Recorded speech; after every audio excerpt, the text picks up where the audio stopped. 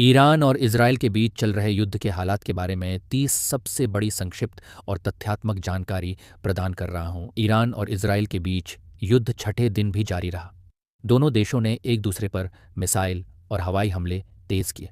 Israel ने Tehran के लावीजान क्षेत्र में हवाई हमले किए, जिसमें सैन्य ठिकानों को निशाना बनाया गया।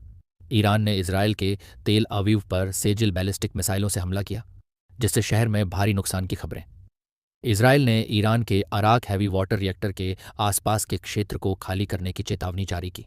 ईरान के स्वास्थ्य मंत्रालय ने दावा किया कि इजरायली हमलों में अब तक 224 नागरिकों की मौत हो चुकी है। इजरायल ने कहा कि ईरानी मिसाइल हमलों में तेल अवीव और हाइफा में 19 लोगों की मौत हुई। इजरायल ने तेहरान में ईरान के सरकारी प्रसारक IRIB के मुख्यालय पर हमला किया, जिससे प्रसारण बाधित हुआ।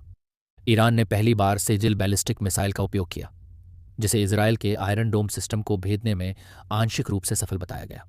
इजरायली PM बेंजामिन नेतन्याहू ने दावा किया कि ऑपरेशन राइजिंग लॉयन के तहत ईरान के परमाणु कार्यक्रम को भारी नुकसान पहुंचाया गया। ईरान के राष्ट्रपति मसूद पेजेशकियान ने कहा कि वे युद्ध का विस्तार नहीं चाहते, लेकिन हमलावर को पछताना पड़ेगा। ईरान ने संयुक्त राष्ट्र में युद्ध विराम की अपील की, लेकिन परमाणु हथियार न बनाने का दावा दोहराया। इजरायल ने युद्ध विराम वार्ता को खारिज कर दिया, कहा कि ईरान का इस्लामिक शासन खत्म होने तक हमले जारी रहेंगे। अमेरिकी राष्ट्रपति डोनाल्ड ट्रंप ने G7 शिखर सम्मेलन छोड़कर वॉशिंगटन लौटने के बाद कहा कि वे स्थायी समाधान चाहते हैं, न कि अस्थायी युद्ध विराम। ट्रंप ने एक्स पर पोस्ट कर ईरानी नागरिकों से तेहरान छोड़ने को कहा, जिससे अटकलें बढ़ीं कि अमेरिका रणनीति बदल सकता है। फ्रांसीसी राष्ट्रपति इमैनुएल मैक्रोन ने कहा कि इजरायल का तेहरान में सत्ता परिवर्तन का प्रयास रणनीतिक भूल होगा। जर्मनी के चांसलर फ्रेडरिक मर्ज ने G7 में ईरान के परमाणु इरादों पर तत्काल रोक की मांग की।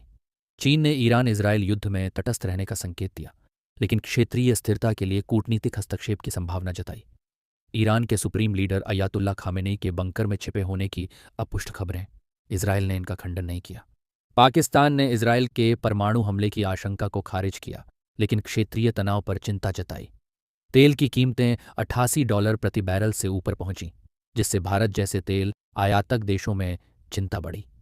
लाल सागर मार्ग पर शिपिंग बाधित होने से भारत के निर्यात पर असर की आशंका वाणिज्य मंत्रालय ने आपात बैठक बुलाई।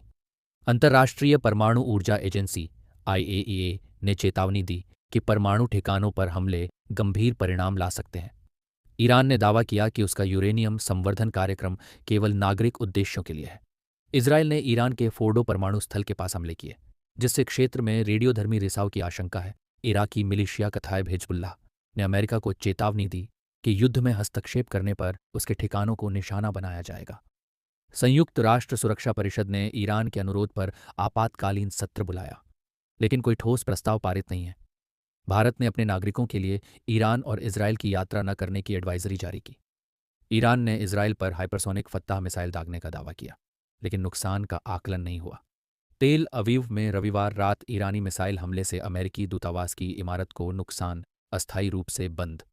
इजरायल ने ईरानी सेना के वरिष्ठ खुफिया प्रमुख और कई परमाणु वैज्ञानिकों के मारे जाने की पुष्टि की।